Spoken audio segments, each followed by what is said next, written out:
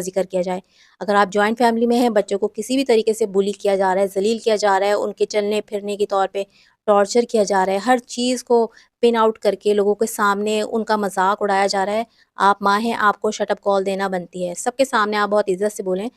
اپنے لیے آپ کر سکتی ہیں جتنا بھی کمپرومائز، یہ آپ کی کس حد تک کی بزدلی ہے، ہمت نہیں ہے، جرت نہیں ہے، کیا پوائنٹ ہیں، کیا مجبوریاں ہیں، اس کا آپ کو بہتر پتہ ہے۔ لیکن اگر آپ بچوں کے ساتھ یہ کمپرومائز کریں گی اور بچوں کو